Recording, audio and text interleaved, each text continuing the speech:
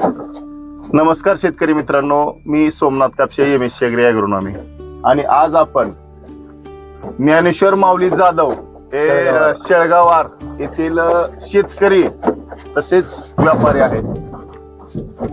पाय एका ऍक्सिडेंट मध्ये गेला, अपंग आहेत, तरी हे घरी न बसता व्यापार प्रत्येकाच्या शेतात जाऊन माल कलिंगड्याचा बघणं घेणं हे त्यांनी त्यांचं काम सोडलं नाही, कुणावरती बोज न होता आजही अविरतपणे त्यांचं कष्ट चालू आहे. तरी एक पाय नसला तरी आज आपण एक व्यापारी म्हणून कशा पद्धतीचा माल पुढे त्यांना चालेल या संदर्भात त्यांच्याशी सविस्तर अशी चर्चा करणार. माऊली साहेब नमस्कार. नमस्कार. नमस्कार. काय वाटते परिस्थिती आमचा माल बघून?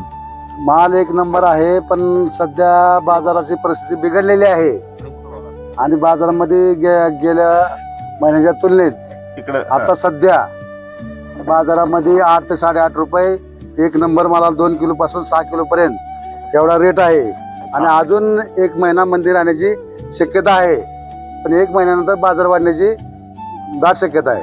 आता या 8-8.5 म्हणजे आमचा खर्चच निघतोय. अहो, ती शेतकऱ्याच्या डोळ्यात पाणी यायसारखं आहे, पण आम्ही व्यापारी आहोत, शेतकरी आहोत, पण आता त्याला इलाज नाही कुठल्याच गोष्टीला. म्हणजे इराण युद्धामुळं एक घडलेला प्रकार आहे, एक्सपोर्ट बंद आहे. सध्या शेतकऱ्याचं काय करणार आहे, व्यापार काय करणार आहे. आता एक शेतकरी म्हणून आम्हाला जाणून घ्यायचं आहे की कलिंगड्याचं फळ तुम्हाला कशा पद्धतीचं लागतं? आम्हाला 2 किलो पासून 6 किलो पर्यंत फळ लागतं. 6 किलो पर्यंत फळ लागतं. 2 किलो ते 6 किलो आमचा माल सगळा बोरवलीला जात आहे. बर. वाशी मार्केटला आम्ही पाठवत नाही. आणि मालाची काढणी साधारण किती दिवसानंतर करावी आपल्या कलिंगड्याची? 70 दिवसानंतर चांगल्या पद्धतीने कटिंग म्हणजे हात लाल व्हायचा असलं तर 70 दिवस लागतात.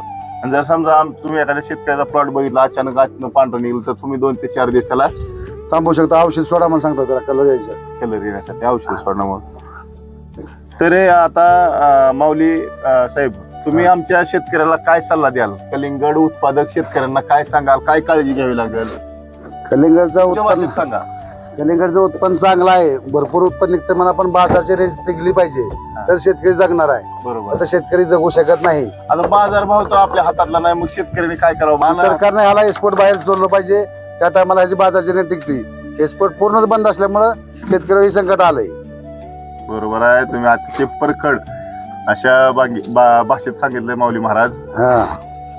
जरी माऊली महाराज व्यापारी असल्या तरी एक शेतकऱ्याच्या बाजूने चालतो मी. जातीवंत शेतकरी आहेत. आणि शेतकऱ्यांनी कलिंगड उत्पादन घेत असताना थोडासा बाजारभावाचा अंदाज घ्यायचा. आपल्या कलिंगडीची साईज 2 ते 6-7 किलो पर्यंत कशी होईल त्याकडे लक्ष द्यायचं. आणि मार्केटमध्ये म्हणजे मंदी असल्यानंतर कलिंगड्याची लागण करून तो प्लॉट तेजी मध्ये येण्याची थोडीशी काळजी घेतली पाहिजे. शक्यता असते. शक्यता आहे. आणखी काय सांगाल महाराज? काय नाही, अगदी निवांत. आता काय नाही सांगत आता. आता काय